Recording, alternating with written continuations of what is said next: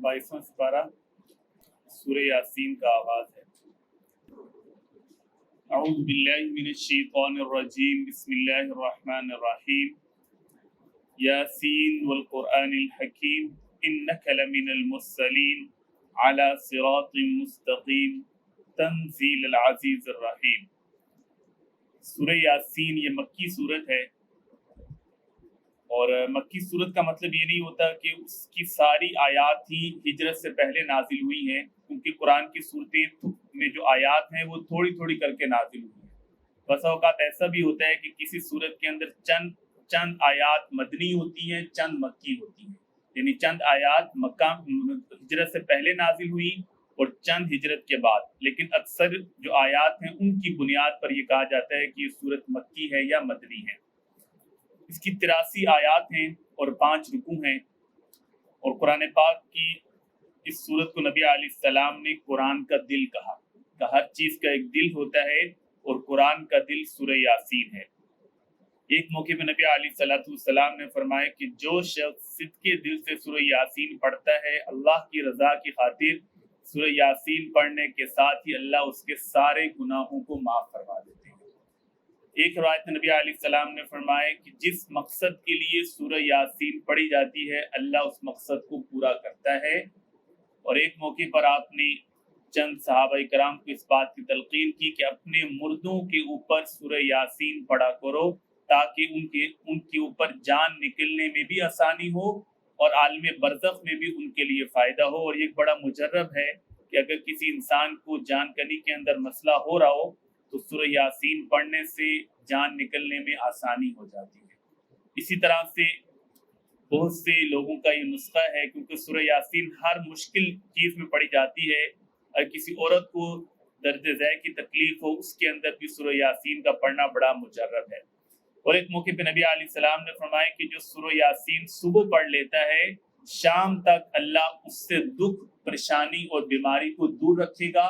और जो शाम को पढ़ लेगा, सुबह तक अल्लाह ताला उससे हर किस्म की दुख, बीमारी को दूर रखेगा। इसलिए कसरत के साथ इसके और भी बहुत से फजाइल वारिद हुए हैं। और इस यासीन का जिक्र सूरत तौरात के अंदर भी है, मुख्तलिफ नामों के साथ इसका जिक्र हदीस के अंदर भी मिलता है। और इसको दिल कहने की वजह यह है कि इस सूरत के अंदर ज्यादातर अल्लाह तबारक व तआला ने आखरत का जिक्र किया। और आखरत का जिक्र इंसान के लिए एक बुनियादी चीज़ है कि जब तक उसको फिक्र आखरत नहीं होगी, उसके आमाल दुरुस्त नहीं हो सकते हैं। फिक्र आखरत एक ऐसी चीज़ है जो आमाल को दुरुस्त कर देता है। इसलिए इंसान की ज़िंदगी का महवर जो है वो इस सूरत के साथ है, और कुरान के हवाले से इसको कुरान का दिल कहा गया। यासीन ये हुरूफ मुक़त्ताआत में है, जिनके बारे में कहा जाता है कि अल्लाह और अल्लाह के रसूल ही जानते हैं कि इनका मतलब क्या है। इस यासीन के हवाले से बहुत सी मुफस्सिरीन की मुख्तलिफ आरा हैं। कुछ कहती हैं कि यासीन अल्लाह के नामों में से एक नाम है, और चंद मुफस्सिरीन की राय ये है कि नबी करीम सल्लल्लाहु अलैहि वसल्लम के नामों में से एक नाम है। इसलिए इमाम मालिक रहमतुल्लाह अलैह ने लोगों को यासीन नाम रखने से मना किया कि अगर ये अल्लाह का नाम हुआ तो ये नाम कैसे रखा जा सकता है, इसलिए इसके साथ किसी और चीज़ को अटैच किया जाता है। बहरहाल उलमा की मुख्तलिफ राय हैं कि यासीन नाम रखा जाए या ना रखा जाए, क्योंकि नबी अलैहिस्सलाम का नाम हो फिर तो रखने में कोई हरज नहीं, लेकिन अगर अल्लाह का नाम है तो फिर ज़ाहिर है उस नाम को एज इट इज़ नहीं रखा जा सकता, उसके शुरू में कुछ लगाना पड़ेगा। यासीन वल कुरआनिल हकीम, कसम है कुरान की जो कि हिकमत वाली किताब है। इन्नका लमिनल मुरसलीन, कि अल्लाह ने आपको नबी बनाकर भेजा है, आप रसूलों में से है। ये आयात उस वक्त नाजिल हुई जब मुशरिकीन मक्का ने आपकी नबूवत का इनकार किया, तो अल्लाह ने कसम खा के कहा कि मुझे इस कुरान की कसम, इन्नका लमिनल मुरसलीन, कि आप अल्लाह के भेजे हुए रसूलों में से हैं। और चंद रिवायत में आता है कि अल्लाह ताला ने इस जमीन और आसमान को पैदा करने से 50,000 साल पहले सूरह यासीन की तिलावत की। और ज़ाहिर है कि उसके अंदर भी नबी अलैहिस्सलाम की नबूवत का जिक्र है। इसलिए उलमा फरमाते हैं कि नबी अलैहिस्सलाम को नबूवत तो इस कायनात में सबसे पहले मिली, लेकिन आपने उसका इजहार, और ज़ाहिर है कि आपको आखिरी नबी बनाना था, इससे नबी अलैहिस्सलाम दुनिया में आखिर में तशरीफ लाए, लेकिन आपको नबूवत सबसे पहले मिली थी। پھر اسی حدیث کی تائید ان الفاظ سے بھی ہوتی ہے کہ نبی علیہ السلام نے ایک موقع پر فرمایا کنت نبیا وآدم بین الماء والطین، میں اس وقت بھی نبی تھا کہ جب آدم مٹی اور پانی کے درمیان تھی، یعنی ان کا پتلا بھی نہیں بنا تھا، میں اس وقت بھی نبی تھا۔ اور اس وجہ سے اس قرآن کی آیات کو اللہ تبارک و تعالیٰ نے اس کائنات کے وجود سے بھی پہلے پڑھا، اور یہ قرآن پاک لوح محفوظ میں اس وقت بھی موجود تھا۔ اعلیٰ صراط مستقیم، آپ سیدھے راستے پر ہیں۔ تنزیل العزیز الرحیم، یہ قرآن اللہ کی طرف سے نازل کردہ ہے، العزیز جو زبردست ہیں، الرحیم رحم کرنے والے ہیں۔ لتنذرا، تاکہ آپ ڈرائیں، قومن ایسے لوگوں کو، ما انذرا کہ ان کو نہیں ڈرایا گیا، آباؤہم ان کے آبا و اجداد کو، فہم غافلون پس یہ لوگ غافل ہیں۔ یعنی ظاہر ہے کہ نبی علیہ السلام کا ظہور مکہ میں ہوا، اور مکہ کے اندر حضرت ابراہیم علیہ السلام کے بعد کوئی نبی نہیں آیا تھا، کئی ہزار سال گزر چکے تھے۔ تو اس لحاظ سے کہا گیا کہ آپ کے آبا و اجداد میں کافی وقت گزر گیا، کوئی ڈرانے والا نہیں آیا، اس وجہ سے آپ کو یہاں پر نبی بنا کر بھیجا گیا ہے۔ ایسا نہیں تھا کہ شروع سے ہی مکہ میں کوئی نبی نہیں آئے۔ حضرت ابراہیم علیہ السلام، حضرت اسماعیل علیہ السلام کا ظہور وہیں پر ہوا، لیکن اس کے بعد بہت عرصہ دراز تک وہاں پر کوئی اور نبی نہیں آئے۔ لتنذرا، تاکہ آپ ڈرائیں، قومن ایسے لوگوں کو، ما انذر آباؤہم کہ ان کے آبا و اجداد کو نہیں ڈرایا گیا، وہم غافلون اور یہ لوگ غافل ہیں۔ لقد حق القول، تحقیق حق بات ثابت ہو چکی ہے، علی اکثرہم ان لوگوں کی اکثریت پر، فہم لا یؤمنون پس یہ ایمان لے کر نہیں آئیں گے۔ اب اللہ تعالیٰ نے جو قرآن میں اس طرح کی آیات ذکر کی کہ ان لوگوں کے اوپر اللہ کا قول ثابت ہو گیا، اب یہ ایمان لے کر نہیں آئیں گے، اس کا یہ مطلب نہیں کہ ان کے لیے ایمان کے راستے بند کر دیے، اور اللہ نے ان کے حق میں جب ایمان بند کر دیا تو وہ ایمان کیسے لے کر آ سکتے ہیں؟ ان لوگوں کے اعمال کی وجہ سے اللہ تبارک و تعالیٰ نے یہ فیصلہ صادر فرمایا۔ جیسے دنیا کے اندر بھی ایک شخص دیکھتا ہے کہ فلاں بندہ نہیں پڑھا تو ایک سٹیٹمنٹ دے دیتا ہے کہ یہ بندہ جو ہے فیل ہو جائے گا، یہ تو کسی کام کا نہیں ہے، کیونکہ وہ ان ریسورسز سے فائدہ نہیں اٹھا رہا ہوتا۔ تو جب نبی علیہ السلام بار بار ان کو اسلام کی باتیں بتا رہے ہیں، اور وہ ان کی وجہ سے نبی علیہ السلام کی مخالفت کرتے ہیں، ان کی پیروی نہیں کرتے، تو اللہ نے فرمایا کہ اب ان پہ حق بات ثابت ہو چکی ہے، ان کو پتہ لگ چکا ہے کہ نبی علیہ السلام حق پر ہیں، اب یہ ہٹ درمی کر رہے ہیں، تو اب اس وجہ سے یہ ایمان لے کر نہیں آئیں گی۔ اور اللہ کا اصول یہ ہے کہ جو انسان جس راستے کو اختیار کرتا ہے، اللہ اس کے لیے اسی طرح کے اسباب پیدا کر دیتے ہیں۔ پہلا قدم خود اٹھانا ہے، یعنی اگر انسان نے ہدایت کی طرف بھی جانا ہے تو پہلا قدم خود اٹھائے گا، اس کے بعد اللہ تعالیٰ اس کے لیے ہدایت کے راستے پیدا کر دیں گے۔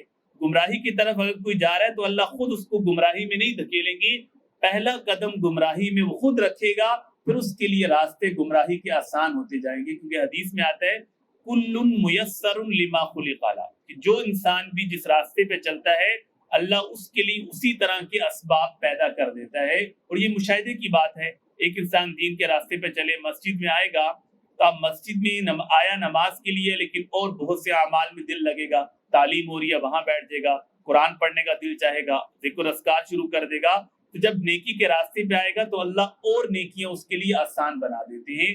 گمراہی کے راستے پہ جائے گا تو گمراہی آسان ہو جائے گی۔ تو ان آیات کا یہ مطلب ہوتا ہے جہاں بھی لکھا ہوتا ہے کہ اللہ تبارک و تعالیٰ نے ان کے اوپر سے ہدایت بند کر دی، یعنی اب یہ گمراہی کے راستے پر ہے تو گمراہی ان کے لیے آسان ہوگی۔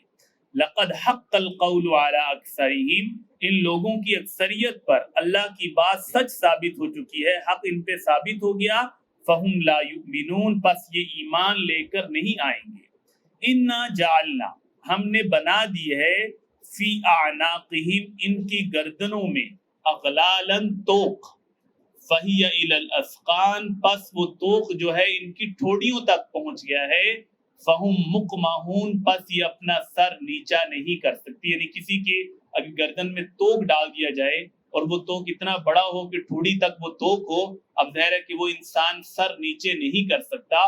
تو اللہ فرما رہے ہیں، یعنی تشبیہ دی گئی ہے کہ یہ لوگ اتنے غافل ہو چکے ہیں کہ یہ اپنے آپ کو بھی نہیں دیکھ سکتے۔ یعنی انسان کی غفلت دو طرح سے ہوتی ہے، ایک انسان اس طرح کا غافل ہو کہ وہ اپنے وجود کو بھی نہ دیکھ سکے، اور دوسری غفلت ایسے ہو سکتی ہے کہ آس پاس کے ماحول کو بھی نہ دیکھ سکی. تو اللہ نے دونوں مثالیں دی. پہلے مثال نے بتایا کہ یہ لوگ اتنے غافل ہیں جیسے کسی انسان کی گردن میں توک ڈال دیا جائے اور وہ اپنی ذات کو بھی نہیں دیکھ سکتا, اپنے آپ کو بھی نہیں دیکھ سکتا کہ میرے اندر اللہ نے کتنی اپنی نشانیاں رکھی ہیں. ایک تو اپنے آپ سے غافل ہے اور دوسرا آس پاس کے ماحول سے بھی اثر نہیں لے رہا. وجعلنا, اور ہم نے بنا دیا ہے, من بین ایدیہم, ان کے سامنے, سدن, رکاوٹ, ومن خلفہم, اور ان کے پیچھے, سدن, ایک رکاوٹ, فاغشیناہم, ہم نے ان کی آنکھوں پہ پردہ ڈال دیا ہے, فہم لا یبصرون, اب یہ دیکھ نہیں سکتے ہیں. یعنی ایک انسان جس طرح بند کمرے میں ہے, اب وہ باہر کے ماحول کو نہیں دیکھ سکتا. تو اللہ فرما رہے ہیں یہ گمراہی میں اس حد تک آگے چلے گئے ہیں, نہ آس پاس لوگوں کو دیکھ سکتے ہیں, جیسے ایک انسان کے آگے بھی بند ہو, پیچھے بھی بند ہو اور آنکھوں کے آگے پردہ ہو, تو نہ وہ آس پاس کے ماحول کو دیکھ سکتا ہے, اور پچھلی آیت نے بتایا کہ اپنی ذات کو بھی نہیں دیکھ سکتے. بالکل ہی یہ انسان اندھے اور یہ کفر کے اندر دھکیلے جا رہے ہیں. پھر آگے اللہ تبارک و تعالی نبی علیہ السلام سے فرمایا کہ آپ ان کو ڈرائیں یا نہ ڈرائیں, اب یہ لوگ ایمان لے کر نہیں آئیں گے. وَسَوَاءٌ, اور برابر ہے, علیہم, ان لوگوں پر, انذرتہم, کہ آپ ان کو ڈرائیں, ام لم تنذرہم, یا ان کو نہ ڈرائیں, لا یؤمنون, یہ ایمان لے کر نہیں آئیں گے. اور یہاں پہ اللہ تعالیٰ نے یہ نہیں کہا کہ آپ کے لیے برابر ہے, آپ کے لیے برابر نہیں ہے. آپ جتنا ڈرائیں گی اتنا اللہ آپ کے درجات بلند کرتے جائیں گی. ان لوگوں کے لیے برابر ہے کہ ان کو آپ ڈرائیں یا نہ ڈرائیں, ان کے اوپر نصیحت کا کوئی اثر نہیں ہوگا. لیکن ظاہر ہے کہ اگر داعی محنت کرتا رہے گا اس کا اس کو اجر ملتا رہے گا. یوں نہیں کہا کہ وَسَوَاءٌ عَلَيْكَ, کہ آپ کے لیے برابر ہے. اور یہی چیز داعی کے لیے بھی ہے کہ اگر ایک انسان بات نہیں سنتا تو وہ اس کی وجہ سے ہمت نہ ہارے, کیونکہ اس کے لیے برابر نہیں ہے, اس کے لیے تو رفع درجات کا سبب بنتا رہے گا. لیکن جو انسان گمراہی میں آگے ہیں ان کے حوالے سے اللہ فرما رہے ہیں وَسَوَاءٌ عَلَيْهِمْ, ان کے لیے برابر ہے, أَنذَرْتَهُمْ, کہ آپ ان کو ڈرائیں, أَمْ لَمْ تُنذِرْهُمْ, یا ان کو نہ ڈرائیں, لا یؤمنون, یہ ایمان لے کر نہیں آئیں گے. انما تنذر, آپ ان لوگوں کو ڈرائیے, من اتبع الذکر, جنہوں نے قرآن کی اتباع کی. قرآن کا ایک نام ذکر بھی ہے کہ جنہوں نے ذکر, نصیحت اور قرآن کی پیروی کی. وخشی الرحمن, اور رحمان سے ڈرتے ہیں, بالغیب, بن دیکھے. فبشرہ بمغفرۃ, آپ ان کو مغفرت کی بشارت دیں. یعنی ظاہر ہے کہ اگر اللہ پر ایمان ہے, قرآن کی اتباع کرتے ہیں, پھر بھی انسان ہونے کے ناطے غلطیاں کوتاہیاں ہو جاتی ہیں, پھر ان کو بتائیں کہ فبشرہ بمغفرہ, کہ اللہ معاف کرنے والا ہے, ان کو مغفرت کی بھی بشارت دیں. وَأَجْرٍ کریم, اور ان کو بڑا معزز قسم کا اجر ملے گا, ریوارڈ ملے گا. اِنَّا, بلا شبہ ہم, نَحْنُ نُحْيِي الْمَوْتَى, مردوں کو زندہ کریں گی, وَنَكْتُبُ, اور ہم لکھ رہے ہیں, ما قدموا, جو کچھ انہوں نے آگے بھیجا, یعنی کرامن کاتبین, جو کچھ انسان آگے کے لیے اعمال بھیج رہا ہے, چاہے وہ اچھے ہیں یا برے ہیں, اللہ فرما رہے ہیں ہم ان کو لکھ رہے ہیں. وَنَكْتُبُ, ہم لکھ رہے ہیں, ما قدموا, جو کچھ یہ آگے بھیج رہے ہیں, وآثارہم, اور ان کے آثار کو بھی. آثار کا ایک مطلب ہے اس کا نتیجہ, یعنی ایک انسان دنیا سے تو چلا گیا بہت سے کام کر کے, اب اس کے نتائج سے لوگ فائدہ حاصل کر رہے ہیں, لوگوں کو تعلیم دے کے چلا گیا, اب لوگ اس چیز پہ عمل کر رہے ہیں. ایک داعی ہے, لوگوں کو نماز پہ لگا کے چلا گیا, اب ایک تو نماز پہ جو اس نے دعوت کی محنت کی, اللہ نے اس کا اجر لکھ لیا. وآثارہم, اور جو اس کا نتیجہ ہے وہ دنیا سے چلا گیا, اب اس کے اعمال کی وجہ سے جو انسان نیکی پر ہیں اس کا اجر بھی ان کے بارے میں لکھا جائے گا.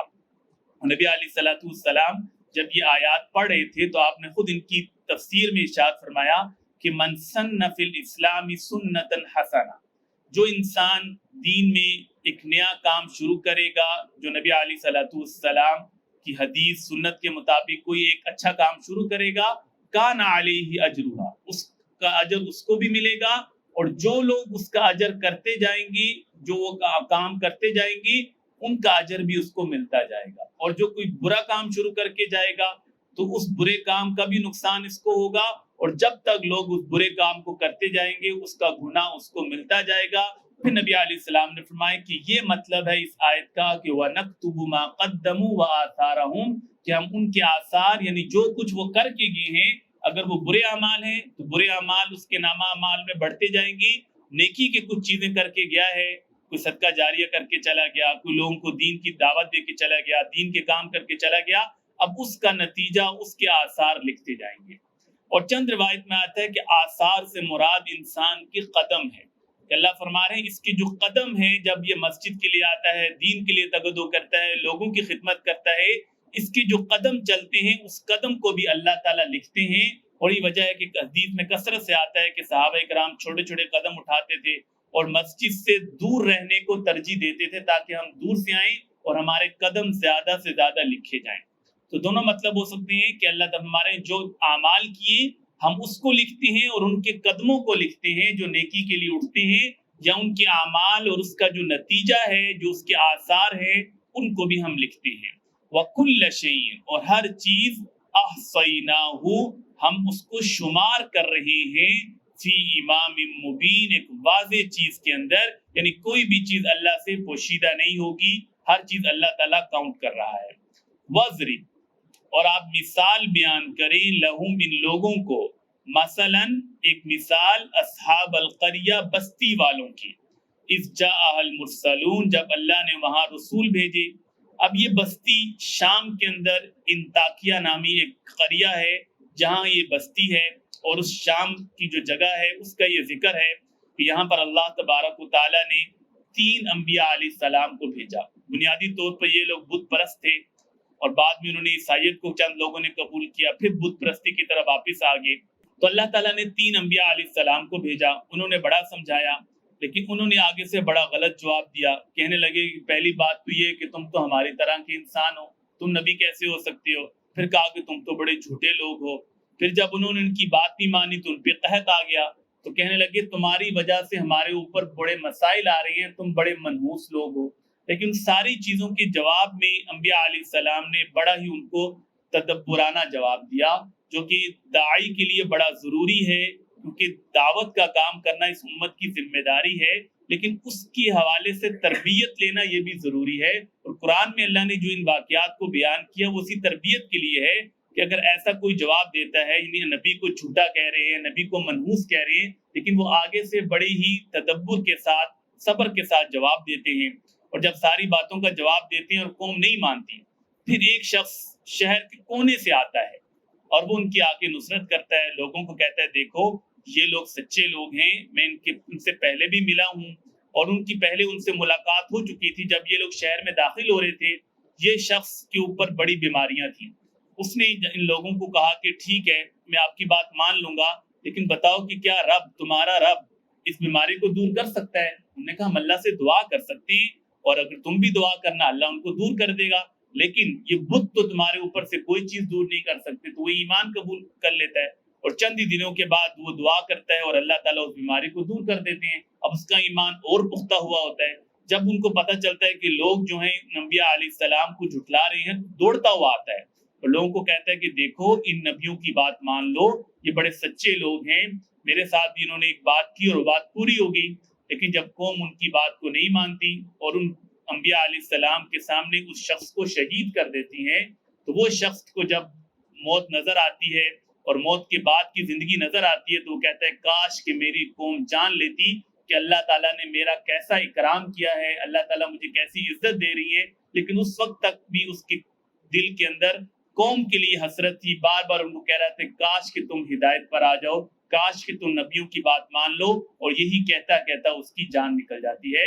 تو اللہ نے ان انبیاء علیہ السلام کی دعوت کو بھی یہاں پہ ذکر کیا، اور کس طرح سے ایک شخص آ کے نصرت کرتا ہے اور اس کے نتیجے میں اس کی موت واقع ہو جاتی ہے، شہید کر دیا جاتا ہے، اور پھر اللہ کی طرف سے اس کو اتنا بڑا اعزاز ملتا ہے کہ فوراً ہی جنت میں داخل ہونے کا اعلان کر دیا جاتا ہے۔ پوری رکوع کے اندر اس کا ذکر ہے۔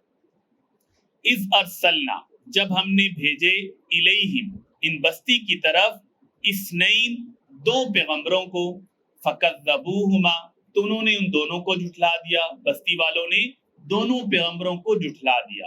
فعززنا، پھر ہم نے تقویت دی، بثالث، ایک اور نبی کے ساتھ، یعنی اب 3 نبی ہو گئے، فقالو، اب یہ تینوں کہنے لگے انا الیکم مرسلون، ہم تو تمہارے پاس رسول بنا کر بھیجے گئے ہیں۔ قالو، اب بستی والے کیا کہہ رہے ہیں؟ ما انتم، تم تو نہیں ہو الا بشر، مگر انسان، مثلنا، ہماری طرح۔ نبی تو کوئی خاص ہونا چاہیے، تم تو ہماری طرح انسان دکھتے ہو، تو تم نبی کیسے ہو سکتے ہو؟ پہلی تو اس بات کا انکار کر دیا۔ پھر کہا کہ وما انزل الرحمن من شیء، اور رحمان نے کوئی بھی چیز تمہارے اوپر نہیں اتاری، ان انتم الا تکذبون، تم تو جھوٹ بول رہے ہو۔ قالو، اور بڑے تحمل سے، یعنی داعی کے اندر کبھی بھی جھگڑالو پن یا وہ طیش میں نہیں آتا۔ اب انبیاء علیہ السلام کو کہہ رہے ہیں کہ اللہ نے کوئی چیز نہیں اتاری، تم تو بڑے جھوٹے لوگ ہو۔ وہ کہتے ہیں ربنا، ہمارا رب، یعلم، وہ جانتا ہے، انا الیکم لمرسلون، کہ ہمیں اللہ نے نبی بنا کر بھیجا ہے۔ وما علینا، اور ہمارے ذمے نہیں ہے، الا البلاغ المبین، مگر ہم نے تو واضح بات پہنچانی ہے، پیغام پہنچانا ہے، یہی اللہ نے ہمارے ذمے لگایا ہے۔ اب چند دن رہے، قوم نے بات نہیں مانی، قوم کے اوپر قحط آ گیا، تو قالو، کہنے لگی انا تطیرنا بکم، ہم تو تمہیں منحوس سمجھتے ہیں، تم سے بدفالی لیتے ہیں، یعنی تمہاری وجہ سے ہمارے حالات ہی خراب ہوگی۔ لئن لم تنتہوا، اگر تم باز نہیں آؤ گی، لنرجمنکم، ہم تمہیں سنسار کر دیں گے، ولیمسنکم منا، اور تمہیں پہنچے گا ہماری طرف سے عذاب علیم، دردناک عذاب۔ قالو، تب اس کا بھی وہ جواب دے رہے ہیں، ان کو منحوس کہا، ان کو یہ دھمکی دی کہ ہم تمہیں سنسار کر دیں گے، تمہیں سخت اذیت دیں گے، تو آگے سے کہتے ہیں قالو، کہنے لگی طائرکم معکم، یہ جو نحوست ہوتی ہے یہ ہر انسان کے ساتھ ہوتی ہے، یعنی اس کے اعمال کے اندر ہوتی ہے، کسی اور چیز کی نحوست کسی کو نہیں ملتی۔ طائرکم، تمہیں جو چیز منحوس لگ رہی ہے، معکم، وہ تمہارے اعمال کے ساتھ ہے۔ آئن ذکرتم، ہم تو تمہیں سمجھاتے رہیں گے، بل انتم قوم مسرفون، تم تو حد سے آگے بڑھتے جا رہے ہو۔ اس کے بعد آگے ایک شخص آتا ہے، انشاءاللہ اس کا ذکر آگے ہوگا۔ اللہ تعالی ہم سب کو قرآن کی سمجھ عطا فرمائے۔ الحمدللہ رب العالمین والعاقبۃ للمتقین، الصلاة والسلام علی سید الانبیاء والمرسلین، اللهم ربنا آتنا فی الدنیا حسنۃ وفی الآخرۃ حسنۃ وقنا عذاب النار، رب ارحمهما كما ربياني صغيرا، سبحان الله وبحمده، سبحانك اللهم وبحمدك، نشهد ان لا اله الا انت، نستغفرك ونتوب اليك برحمتك يا